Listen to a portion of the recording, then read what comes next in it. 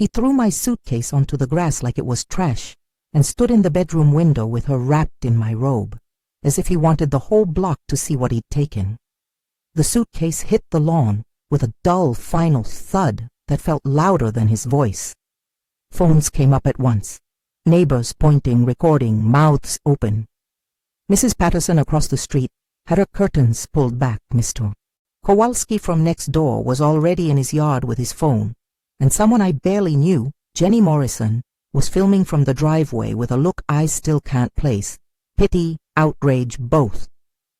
People always talk about the shock of betrayal, but none of the words they use match the small, precise cruelty of a man moving like he owns the furniture of your life. He stood framed by the window, chest forward, like he wanted applause. Vanessa. She wore my robe, the one with the faded blue trim, waved at the cameras with a smile I couldn't read. Derek said, loud enough for everyone, "It's my house now." I sat down on the suitcase. It was warm from where my hands had been folding sweaters that morning, and the handle dug into my palm. I could have screamed. I could have collapsed. The instinct to react, to grab at the handle, to wrestle him out of that window. Every buzzy, sharp possibility flashed through me and evaporated the moment it arrived. Instead, I took one slow breath and reached for my phone.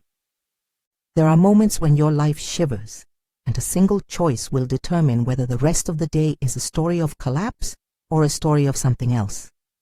I didn't know then which it would be. I only knew that my mother's voice, quiet, urgent, practical, would have said, "Call the number labeled home emergency." I thumbed the contact with my nail, heard the ring, and then heard Richard Brennan answer on the fourth beep. He said, "I'm on my way," in a voice that was all business and old kindness. He did not cheer me up. He did not tell me everything would be fine. He said he was coming. If you like true story twists like this, subscribe for more. There are more I tell because we learn from each other. 20 minutes in that driveway stretch, like a thin wire. The street smelled like cut grass and sunlight, and the sky was so plain it felt like a sheet of paper. My neighbors gathered closer, as if proximity could lend muscle to the moment. Mrs. Patterson brought out a lawn chair and planted herself like a sentinel. Mr. Kowalski shuffled his feet and kept glancing at his phone, fingers twitching with the urge to upload what was unfolding. Jenny stayed near the sidewalk, steady, as if she understood that recording was the first form of witness.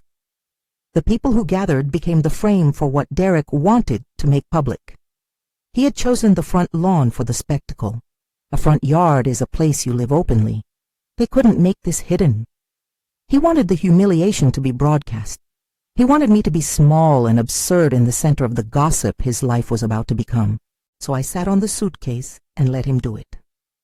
When the first flurry of slammed doors and shouted insults faded, I found myself watching him the way you watch someone else in a play, removed and clinical. He was not my partner in that moment. He was a figure in a tableau, the villain in someone else's story. Keeping my hands folded over my knees, I replayed the months that led to this. The nights I stayed up with him when he was sick, the quiet business of caregiving, the small accounts I had taken on because we were a team and because I didn't know how to say no. I remembered the way he had started taking calls in the garage, the sudden attention to paperwork, the flippant jokes about extra income. None of that justified what he was doing now. It only made me more precise in my thinking. I let my mind wander through the practical files of our life, bills, phone records, a shoebox of important receipts my mother once told me to save, and then I heard a car door. Richard was early, which meant he wasn't surprised. It meant someone else had been watching, planning for this. He walked across my lawn with that careful gait lawyers have when they know the weight of what they're carrying. He smelled faintly of coffee and rain. He took in the scene with a single quick look that catalogued everything. The woman in my robe at the window, the man who had cleared out cupboards, the cameras, and the faces. He reached into his leather briefcase, unzipped it, and took out a manila folder the size of a small book. "Sarah?" he asked. His voice had the kind of evenness that keeps panic from swelling into performance. I need you to step inside for a moment. I stood up. Derek made a sound. I don't know if it was anger or fear. He moved toward the door as if he could block us. Richard didn't let him. He had papers in his hand and a look like a person who had memorized the words that mattered. At the threshold, we all became a small and particular theater. Mr. Kowalski lowered his phone and walked across the grass, putting himself between Derek and the possibility of something worse. Mrs. Patterson's mouth was tight. Jenny lowered her camera as if the scene had become too intimate for lens work. Richard placed the manila folder on the hallway table, as if he were laying down a claim on an object larger than wood and paper. He opened it. Inside sat legal documents, thick and precise. He slid a paper across toward me, and I saw, in lawyerly font and clean certification, the words, "Irrevocable Trust." My name was the beneficiary. There was a deed, signed by Eleanor Mitchell, my mother's name, transferring the property into a trust that could not be undone by anyone alive, including a spouse. The room narrowed down to the paper on the table and the sound of Derek's breath. "Where did this come from?" he demanded, jaw hard. Richard kept his voice low. "Mrs. Mitchell executed these documents before she died. She transferred title to a trust with Sarah as the beneficiary. It is binding." A laugh burst out of Derek, half triumph, half derangement. "You think a piece of paper means I have to leave?" he barked. He started to move forward, hands up like someone about to argue with the physics of the world. That was when Richard reached into his folder again and produced another sheet, this one stamped by a judge's clerk, a temporary restraining order effective immediately. It named Derek. It said he was to vacate and not return to the property. You could see the air leaving him. The spectacle he'd tried to make into a show reversed like a card trick. The people with phones watched him not as the man in power, but as a man who had miscalculated, who had put himself into the path of something larger than his bravado. But it didn't end there. Richard's hand moved to a different set of papers. Photographs, bank statements, a private investigator's cover letter. He laid evidence across the table with the slow, deliberate rhythm of someone assembling a puzzle. The PI's photos showed Derek and Vanessa in places they shouldn't be together. The bank statements and loan applications had my name on them, my signature according to Richard, in places it should not have been. He did not say convicted or guilty. Law doesn't work in those declaratives without trial. He said carefully, "These documents show forged signatures on loan applications, and the papers indicate approximately $127,000 in fraudulent loans taken out in your name or in joint name with your consent not present on the record." He held up the pile so everyone could see the faces of the ledgers. Derek's face went first slack and then red with something I can't name. He had chosen public humiliation as a weapon, but this laid him bare in a different way. The ledger of his private reckoning. His hands started to tremble. "Those lenders will pursue you personally if we don't fix this," Richard said, not to Derek, but to me. "We need to secure evidence, notify the proper agencies, and keep you safe. I can file for immediate measures to protect the property and your finances, but we have to act quickly." The neighborhood crowd hissed like a group of spectators who turned into jurors made of shock and sympathy. Someone, Mrs. Patterson, murmured, "Good God, who does that?" A few phones continued to record, turned now by the tenets of truth.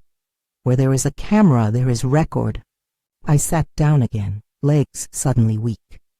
It felt like the floor had given way, not under me, but under the version of my life that I had been living. The trust and the restraining order were shields, thin and legal but real. The evidence of fraud was a whole other thing. Numbers, signatures, the ugly math of debt. I remember thinking, with a cold sort of clarity that grief occasionally gives you, that someone, my mother, had anticipated the possibility that he would try to take not only the marriage, but the roof over our heads and everything that meant. Richard closed his folder and looked at me. "There's one thing your mother left that she wanted you to have at this moment," he said. From inside his briefcase, he brought out a smaller, sealed envelope. There was handwriting on it I recognized immediately. My mother's slant, the little loop on the Y she always used. He put it in my hand as if it were an instrument of permission. I had been thinking of Eleanor in clinical terms for months. Her estate planning, the conversations about wills and houses, the dry, necessary grace she had applied to the end of her life. But holding that envelope felt like a hand on my shoulder. "You should read it," Richard said, and he did not sound like he was ordering me. He sounded like someone who had stood in front of that sort of grief before and knew that the letter could do both damage and healing. "If you want, I can stay outside." I went into the living room because the house felt like the safest place to be inside everything that had gone public. The throw on the sofa had my mother's sewing, the old quilt she'd made in bright squares when I was a child. I sat on it. The envelope was surprisingly heavy. I slit it open with my thumbnail. Her handwriting is a tree trunk of script, strong, rooted, an old woman's careful press of pen. She did not waste words. She had always been the kind of person who measured things to their cleanest truth. The letter was 2 pages, and a small check slipped out from behind the paper. The check was written in her neat hand, $40,000. I read the letter out loud because the room seemed to need a voice that was not my own. I kept my reading short, not because there was so much to read, but because every line felt heavy with history. She wrote that she had been suspicious for months. She had hired a private investigator, she said. She had moved quickly to transfer the property into an irrevocable trust so that no one could take the house from me, including a husband who believed marriage entitled him to everything. She said she had sacrificed things, intentionally kept savings for herself modest, declined certain optional treatments, so that she could leave me money specifically to cover legal costs and to buy time. "I couldn't stand the idea of you losing the home you raised your children in," she wrote.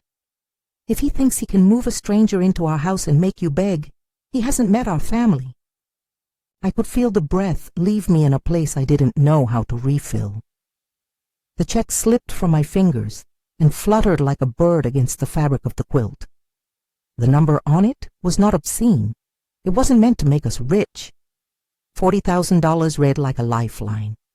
It was not enough to pay everyone off, the lawyer had already said, but it was enough to hire counsel, to stand in front of the people who counted, to stop the immediate theft. My mother had been meticulous in life. In death, she had been meticulous about freedom. There's a particular kind of grief that sits beside relief like a twin. One opens where the other closes. I felt both. Grief for what was lost, our marriage, the years of trust, and relief that a woman who had always loved me in a practical, sometimes harsh way, had not left me to be prey. Outside, the murmurs had changed tone. No longer were we watching the immediate cruelty of a man changing locks for the woman he loved. Now we were watching the recoil of a man who had miscalculated. Derek's shoulders drooped like a person who had been arrested by the consequences of his own choices. Vanessa still stood in the window in my robe. She did not seem sure whether to look at the cameras or to look down, and in that indecision something unraveled. A neighbor, tentative, asked a question about the children. I did not want to know. The rule my mother had always taught us, don't allow the innocent to be weaponized, burned through my chest. I folded the letter back into the envelope and tucked the check into my pocket like a surprising stone. Richard sat down across from me and spoke in measured, practical terms about next steps. Securing financial records, notifying creditors, filing for full protective orders, and the immediate need to preserve evidence from the private investigator's work. He was calm. His calmness gave shape to a plan. That plan had to wait a breath because, as if to remind us that life refuses to let legal procedures be the only language, someone shouted from the street. A car had stopped at the curb. A man stepped out and asked in a voice that cut through the hum of neighbors, "Is Sarah Mitchell here?" I looked up from my mother's handwriting and saw the man, tall, worn in the face, holding papers in his hand. He had the look of someone who had driven a long way on purpose. For an instant I thought, perhaps naively, he was a friend, a relative. Then, because the world refuses neatness, there was a child's small voice that I hadn't expected to hear, and the sight of two small heads peering out from the car's rear window. They blinked at the scene. Everything tightened in my chest. I had a letter in my hand that was meant to protect me. I had a lawyer who could marshal a restraining order. I had neighbors who had already stepped forward to be witnesses. And yet, when that child's face, unwitting, trusting, appeared at the edge of the tableau, all the legalese felt suddenly too thin to cradle the hurt that had been splayed onto our little street. Derek's eyes flashed toward the newcomers as if he had recognized them, and something in his face, fear, perhaps, or the slow slide of panic, made my knees go weak again. Vanessa's hand flew to her mouth. The robe slipped on her shoulder. For a breath, the arrangement reversed. This was no longer only about me being expelled. It was about the brittle public truce of someone else's life cracking into pieces under the weight of our newfound evidence. I folded the letter back inward and held it there like a talisman. In my pocket, the check lay warm and small.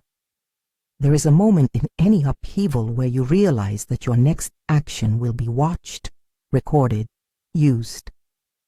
I thought of the phones in the street, the faces in the windows, the tiny heads in the car. I thought of my mother's handwriting and the way she had built a small, careful fortress around me. I thought of the legal papers laid out on the table. I thought of the man who had put my possessions on the lawn, and of the woman in my robe who had, until today, been a stranger to my children. I stood up. Richard rose with me. My voice was steadier than I felt when I said, "Let's make sure everyone here knows what's actually on these papers. Let's make sure the record is clear." He nodded. "I'll walk through it with them," he said, and his hand went to his phone to call the offices that would send the formal filings. Outside, someone had already dialed another number. Someone was calling the district attorney's office. Cameras clicked. A neighbor stepped forward and said, "I want to be on record." Another offered the footage from her camera. I felt an odd, simple gratitude at the sight of my block becoming less voyeur and more civic. People have this misapprehension that bystanders are inert. They are not. They become evidence when they decide to be witnesses. I glanced at the children in the car again and felt a protective rush that had nothing to do with law and everything to do with decency. My action, my single quiet phone call, had called a legal hand into the center of what was a very public wrong. Richard guided me through the next practicalities with the unflashy authority that comes from having seen this before. He explained that the deed placed the property into a trust that effectively removed it from Derek's unilateral power, and that the temporary restraining order required him to vacate within the terms set by the court. He explained that the evidence of forged signatures and the approximately $127,000 in fraudulent loans had to be preserved, and that he would be sending those documents immediately to the appropriate investigative authority. There were so many words about evidence and filings and protective measures that the concept of safety began to feel more like a legal construct than the soft, domestic thing I'd always known. But as Richard spoke, the knot in my throat loosened. The knot became a string of actions. I had lawyers, I had my mother's careful planning, and I had neighbors who were willing to be witnesses. For the first time since Derek had slammed the front door, the scene felt like it had a perimeter I could trust, and yet the envelope in my hand pulsed with a private truce that no filing could fully enclose. My mother had not only wired money and paperwork, she had bought me a moment. She had bought me the space to stand up without being crushed under the weight of his decisions. That fact threaded through the room like light through a window. The man at the curb, tall, paper-stuffed, with two small heads peering out behind him, was still there. He took a hesitant step forward and held up the papers as if to offer them. His voice this time was close enough to be heard without straining. "I'm Thomas Morrison," he said.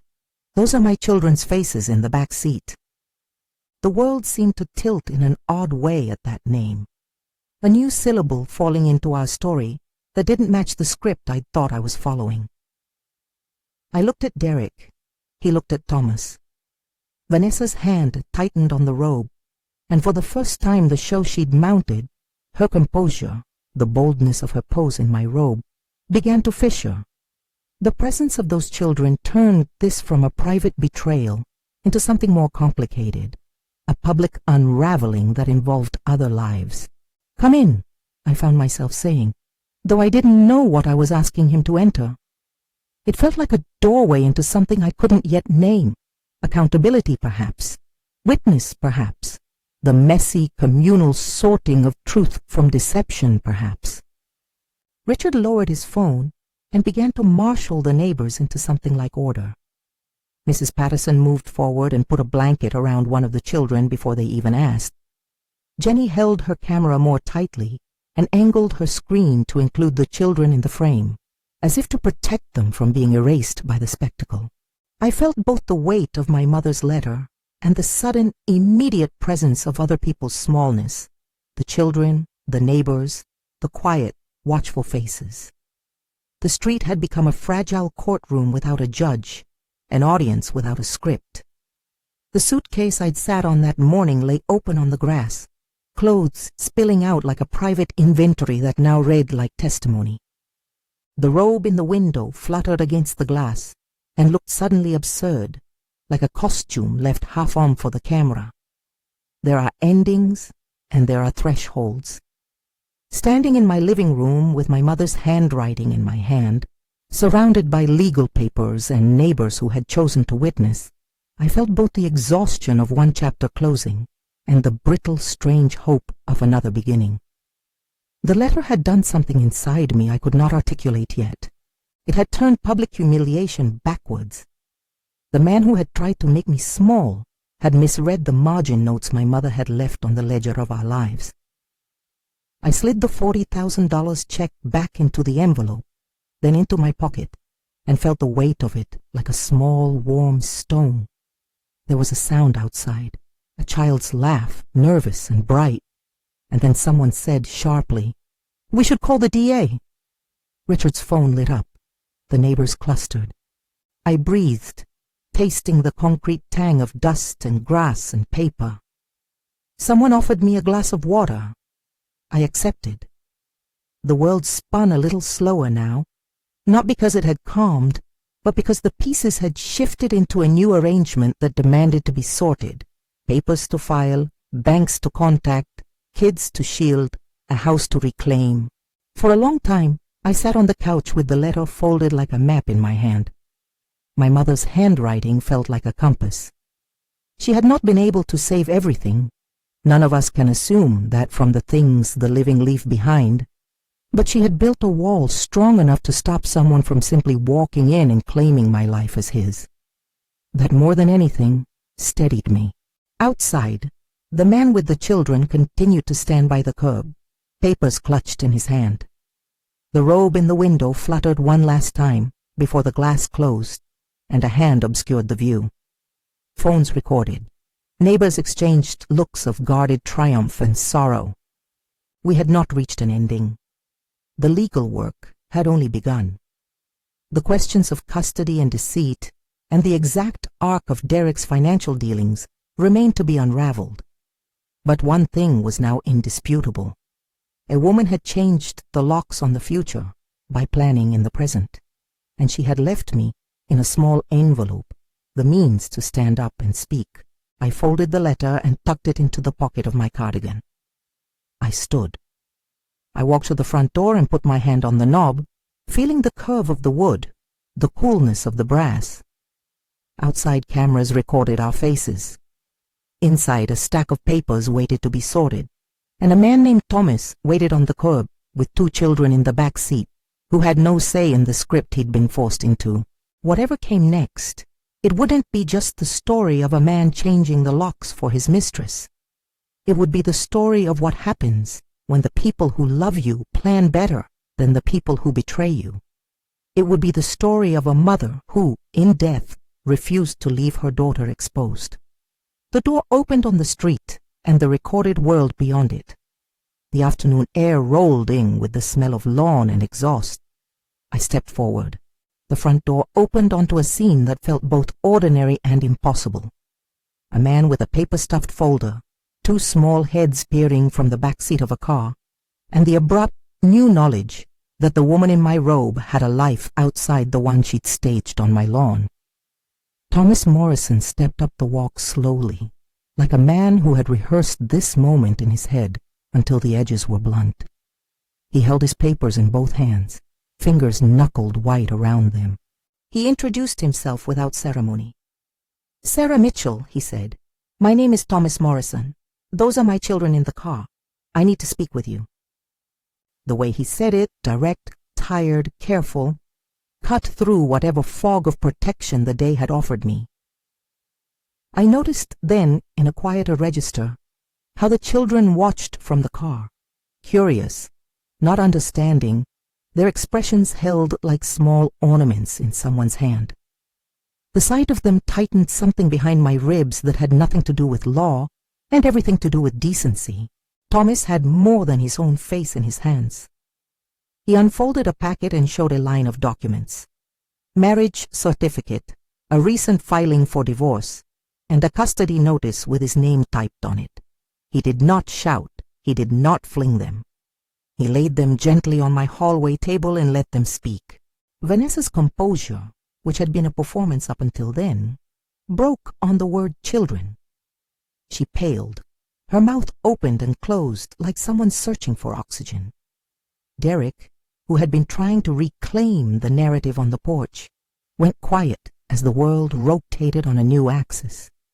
For the first time that afternoon, the robe in the window seemed like costume rather than proof of possession. Thomas said simply, "She is married. She has children. I have been trying to find her." The paper he laid down included the names of their kids and a phone number that matched the one Jenny had recorded earlier. He told us he'd driven from a neighboring county because he tracked a pattern of behavior he'd grown suspicious of. He did not accuse with flourish. He stated facts that made all the performance on my lawn look brittle and petty. Richard took the documents and scanned them with a professional calm. He asked Thomas about timelines and how long he believed Vanessa had been in contact with Derek. Thomas answered in halting, precise phrases. A meeting here, a phone number there, a dozen small acts that together drew a map. When Richard mentioned the private investigator's report, Thomas's face shifted because the PI had reported more than infidelity.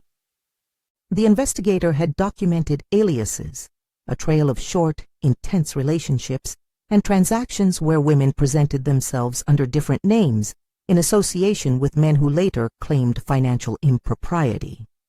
In plain English, patterns that suggested she had targeted multiple men. I felt sick and oddly unfocused. There was so much to feel.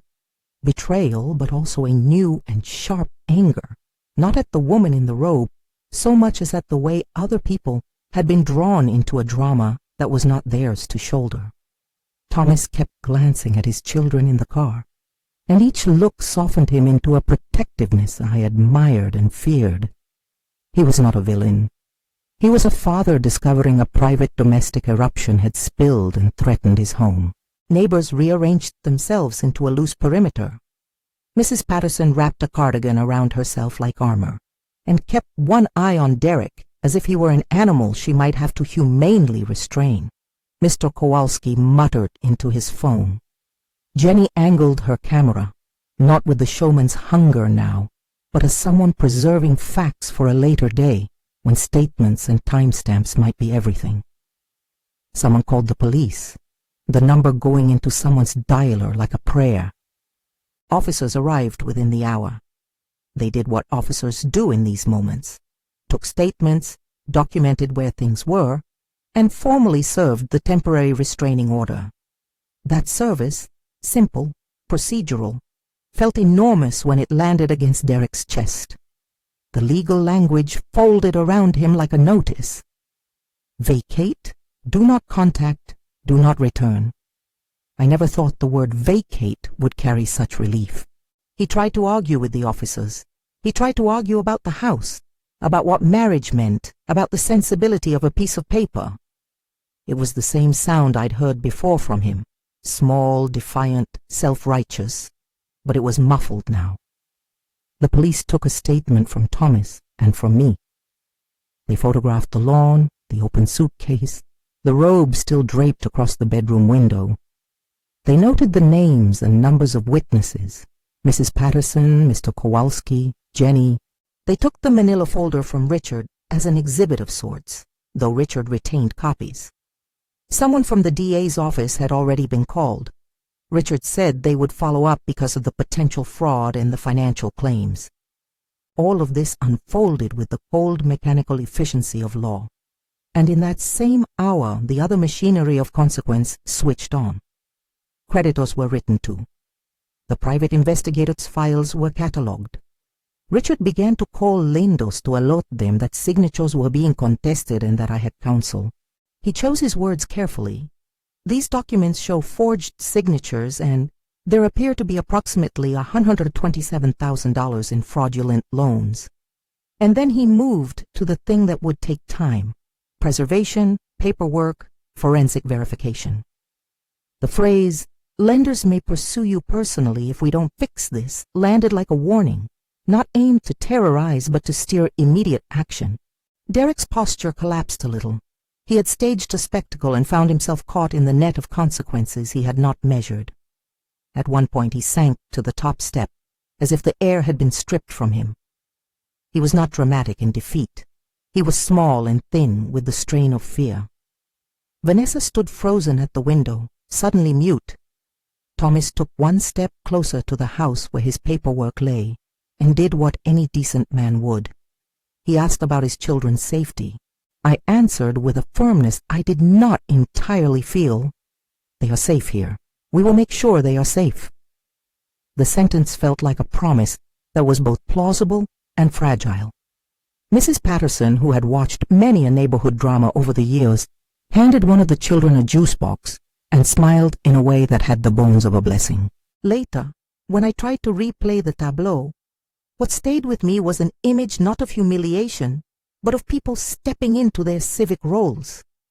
My block, for an afternoon, became a patchwork court of witnesses, and I realized how thin the line is between performance and truth when no one steps forward to mark the difference. That day, people stepped forward. The first few weeks after the eviction attempt were a blur of calls and paperwork. Richard set up an emergency plan. Immediately contest the loans, place fraud alerts on accounts, and freeze what could be frozen. He filed for more permanent protective measures, while warning me that many processes take time and that no one could promise the quick closure TV dramas make look easy. The paperwork we had, the trust documents, the temporary restraining order, the private investigator's photos, mattered more than I had ever imagined an envelope of paper could. Each page was a stave in a temporary repairing structure. Thomas cooperated in ways I did not expect. He filed for divorce. He offered statements and documents about Vanessa's life. He spoke to the investigator and to Richard without venom, only the tired resolution of a man who wanted to shield his children from additional hurt. His involvement did not feel like triumph. It felt like citizens working to correct a harm. In the weeks that followed, I saw him at hearings and meetings, always with the children for a while, and then later less visibly as the family reorganized itself. Vanessa's pattern, what the PI had called a series of short-term entanglements with men who later found financial discrepancies, began to cohere into a public narrative. People who had been fooled in other towns began to contact us as the truth filtered outward. Jenny's footage went to the DA. Mrs. Patterson's written notes about dates and times became part of our packet. The PI produced a timeline that tied aliases to phone numbers and false addresses. I never sought to humiliate Vanessa publicly. The evidence did its own work, and when she encountered the reality of her choices with Thomas and the approaching legal processes, she withdrew from the window and eventually left the neighborhood.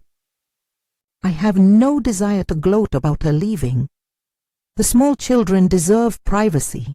They had already been dragged into an adult storm they did not cause. My anger was not at them. My anger belonged to the ledger of signatures forged, of loans taken out in my name, of a life nearly redistributed without my consent. The $40,000 my mother left me mattered practically. It was not a panacea, but it was a down payment on possibility. Richard and I used it as seed money to hire counsel who could open lines of inquiry with the lenders, to pay the private investigator more for deeper work, and to meet immediate expenses while we waited for formal responses. But the money was only part of what my mother had left me. The letter she wrote, her reasoning, and the moral purchase she made for me was the more potent inheritance. It is strange to explain what a letter can do. In a world of forms and filings, handwriting insists on intimacy. My mother's lines were not a command. They were a practiced and precise act of care. She had stabilized the house through the trust. She had saved a specific amount, set aside for the moment her foresight might become necessary. She had paid someone to watch, to write, to photograph, and to collect what would be needed if her fears proved right. That is what the letter said in plain terms. I suspected this. I prepared. I could not bear the idea of you begging for the roof over your children's heads. Use this to stand. I used it to stand. That was, in many small ways, the first act of recovery, to meet betrayal with preparation instead of collapse. After the immediate legal triage, I realized that what had happened to me was not unique.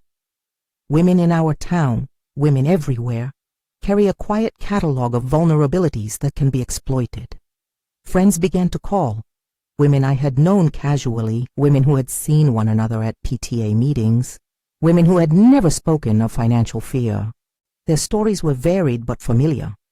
A late-night transaction here, an odd loan there, a new partner who had extraordinary charisma and a patchwork personal history. The pattern was bigger than my marriage. The pattern intersected with sudden poverty, with loss of housing, with the erosion of social standing. I found myself at an uneasy crossroad.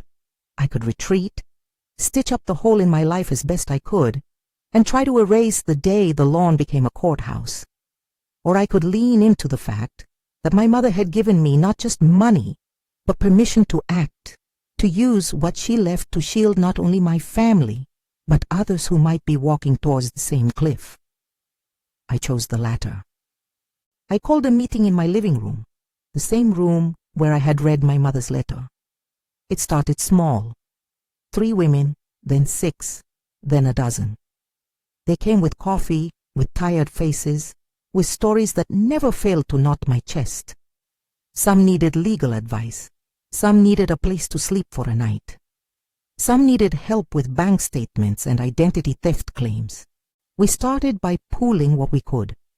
My mother's check, donations from neighbors, and the pro bono time of one lawyer friend of Richard's who offered an afternoon clinic.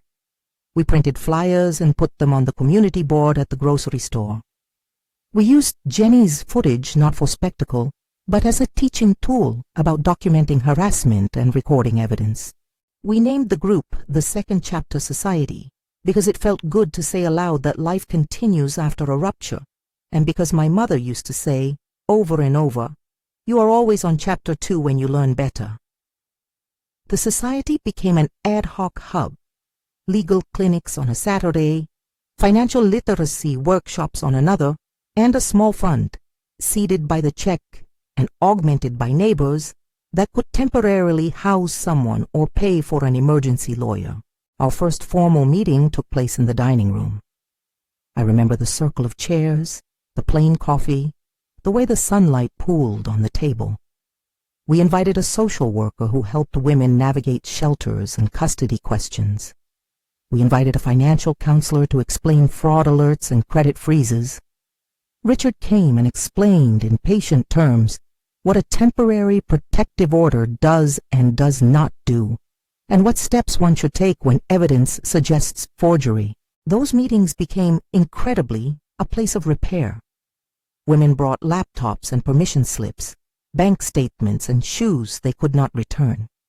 We wrote letters to banks together, coached one another through phone calls, and practiced the tedious, often humiliating chore of asking institutions to believe us. It was not romantic, it was not cinematic, it was slow, stubborn, and necessary. As the months passed, more people pitched in. Mrs. Patterson coordinated a meal train. Mr. Kowalski offered to pick up groceries for anyone who had to spend the day at the council's office. Jenny, who had been so good with a camera, began teaching women how to record safely and how to store digital evidence. Thomas, when he felt able, spoke at a meeting about custody and how his family's life had been disrupted. He emphasized the small cruelty of games played with the lives of children.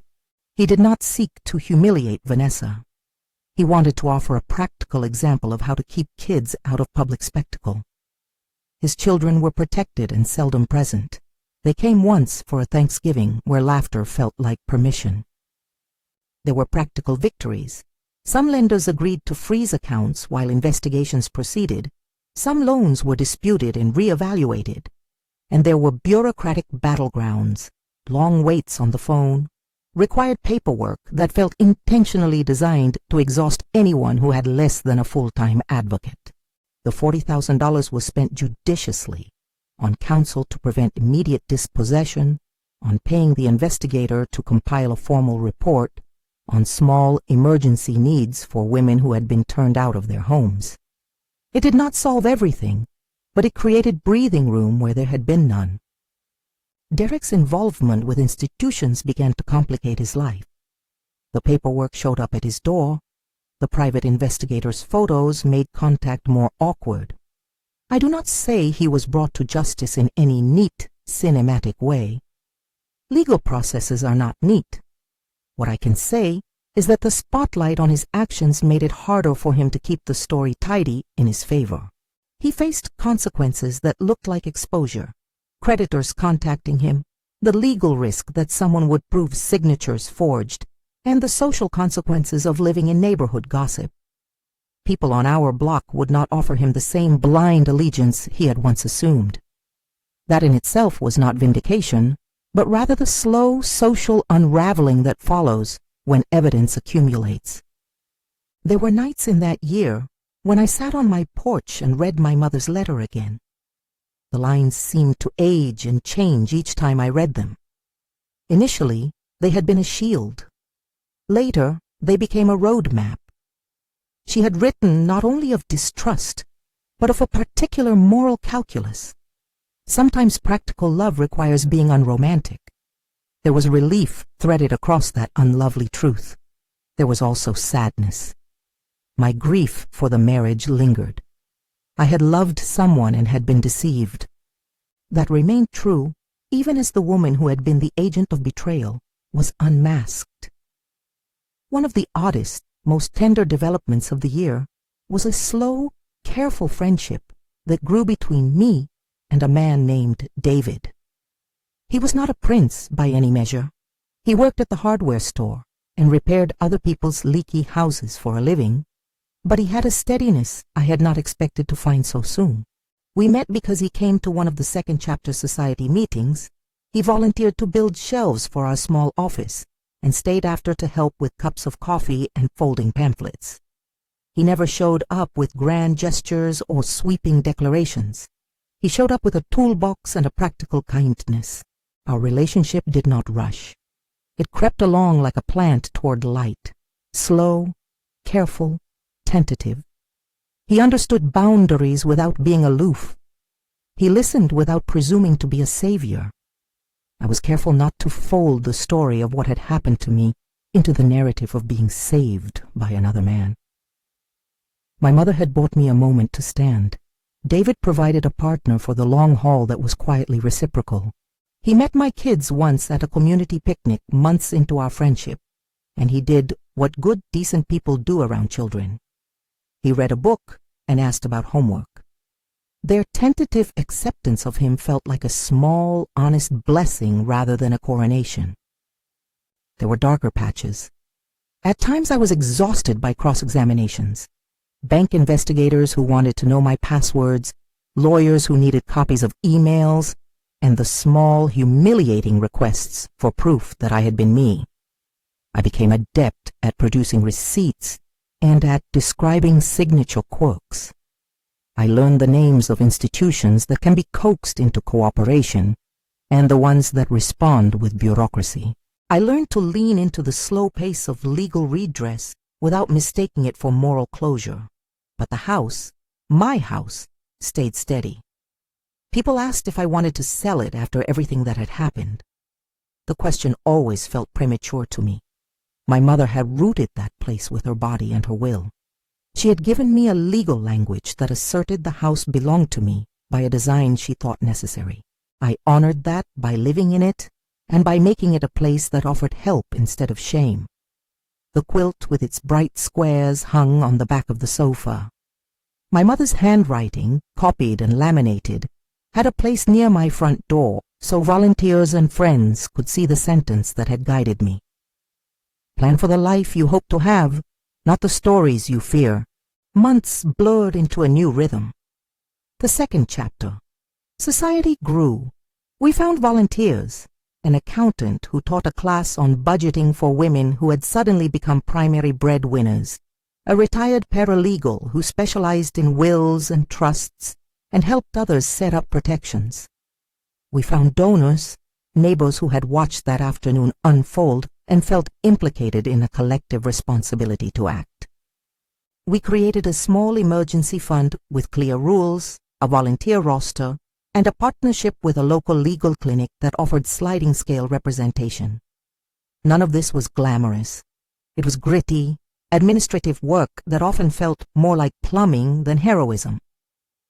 There were small public moments of reckoning.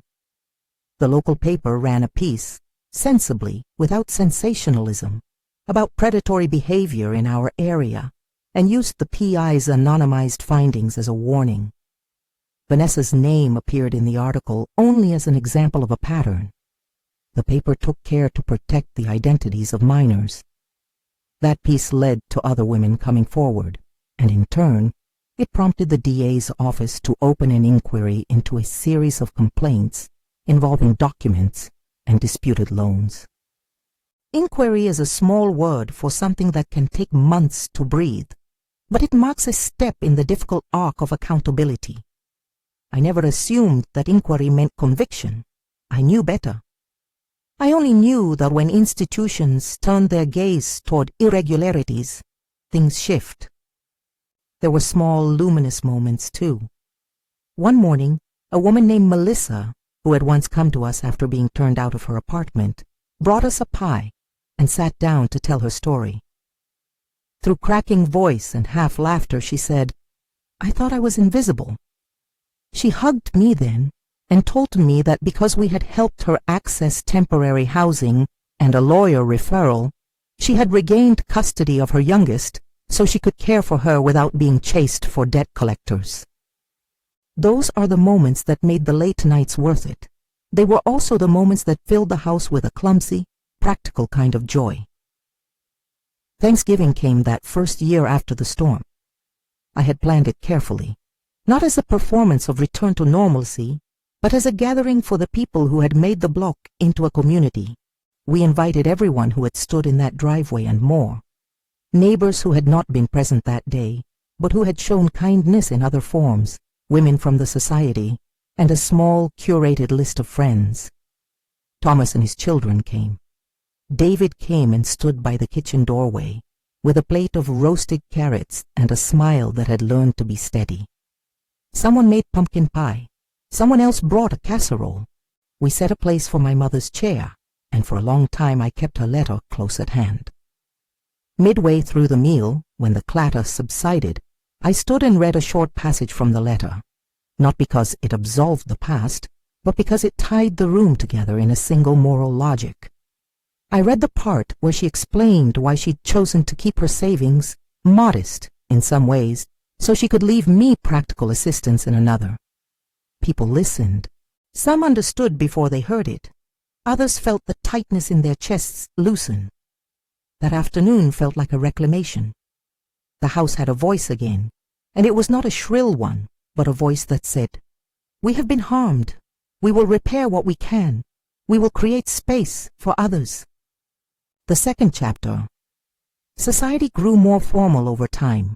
We organized legal clinics that partnered with county services. We started a modest fund that provided emergency deposits for housing, assistance with utility bills to prevent lockouts, and short-term counsel for women contesting fraudulent charges. We hosted a small support group once a week where people could talk in a circle without feeling judged. Those meetings were not therapy in the clinical sense, but were healing through recognition and resource sharing. We wrote grant proposals. We trained volunteers. We learned compliance and reporting, and the necessary tedium of sustaining a nonprofit heart. In quieter moments, when legal motions were pending and the DA's office moved with the glacial inevitability of institutions, I still returned to the small things that grounded me. The quilt on the sofa, the sound of children playing in a nearby yard, the smell of coffee in the mornings. I learned to hold both sorrow and gratitude in the same hand. I would not pretend the pain disappeared. Betrayal leaves a scar that sometimes tingles unexpectedly, but I could also see how my mother's small sacrifices reshaped more than my own life. They altered the topology of our town's compassion. Derek retreated from our block after the initial flurry. He is not a ghost in my story, because stories need closure. He is a figure whose life became more complicated and whose ability to perform took a hit. That's not glee. It's an observation about consequences. He has had to answer letters from lenders and to face a set of administrative rectifications. I do not pretend that every ledger was settled quickly. I only know that his attempt to change the locks for his mistress did not in the end become the final story. Vanessa's presence in the neighborhood faded. She did not, so far as I know, return to our house. Thomas sought to recenter his children's lives. I do not track the private lives of people who have, in one way or another, been part of the pain my family experienced. What I hold is the shape of what they left behind.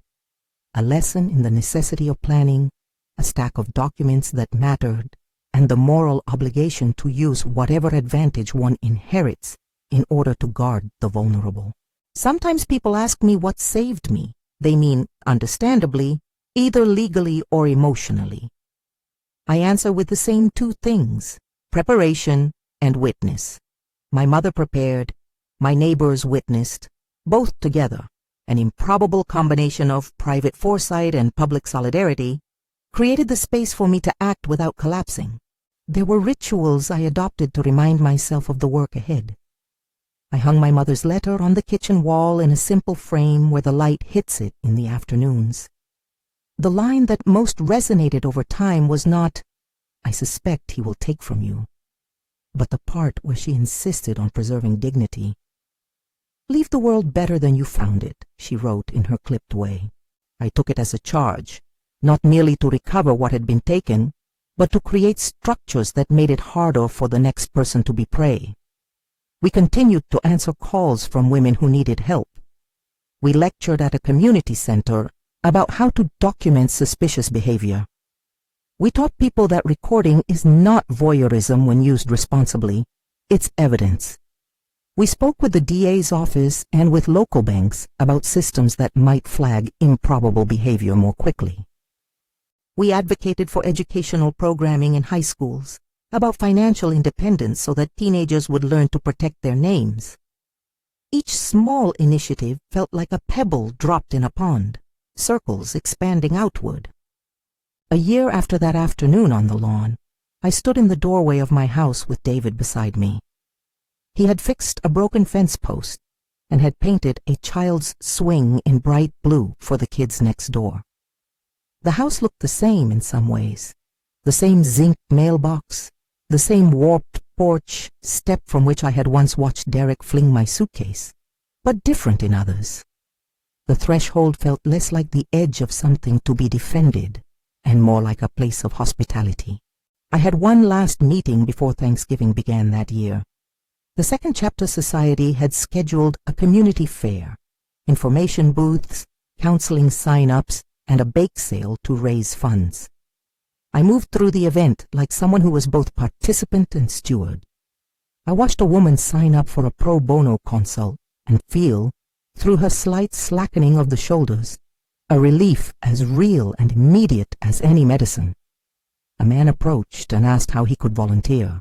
Children ran around on the lawn I had feared would be the site of my fall from grace, and they did so without noticing the legal dramas that had once stacked there. That evening, when the house was full and voices were mingled, I stood at the kitchen sink and ran my hands under warm water. My mother's letter glowed from the wall. I remembered the thud of the suitcase and the way phones had risen like the hand of a town ready to witness. I remembered Richard's steady voice and Thomas's cautious courage. I remembered the smallness of the check and the largeness of its effect. There is no tidy moral to this story, no simple victory lap. But there are lessons that have the weight of a lived truth. Prepare practical protections sooner rather than later. Document what you can. Ask for help before the swell becomes a flood. Neighbors matter. Witnesses matter. And sometimes the most radical act of love is a financial one. Saving, preparing, and leaving a safety net for those who come after you. As for me, life kept accruing in modest, honest increments. I have a new trust I helped others write, a better understanding of my credit history, and a little organization that helps women when they need the simplest things. Someone to help them file a claim, an advocate at a bank, a hot meal when the bills pile too high.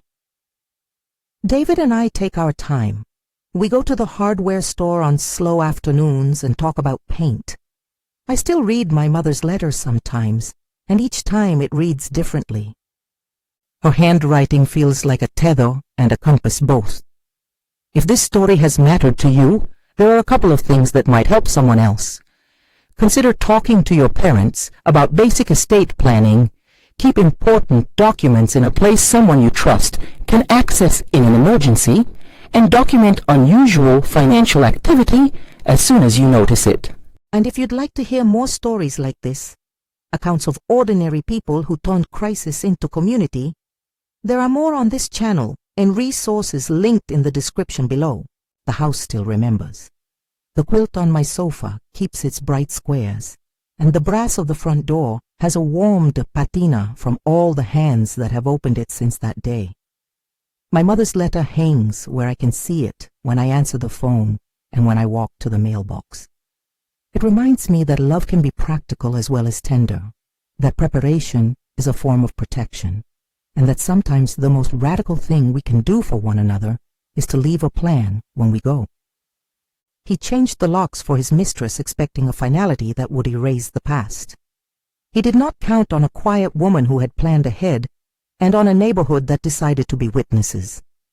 That afternoon on the lawn did not end in the way he thought it would. It ended with papers laid out on a table, with people stepping forward, with a sealed envelope doing the honest work of a mother's courage. It ended with a new purpose, one that turned a wound into a meeting place, a check into the seed of aid, and a house into a home that shelters not only my family, but strangers who need a second chapter. If this story resonated, please consider watching another video from this series, or checking the description for resources on legal help and domestic support services. Thank you for listening.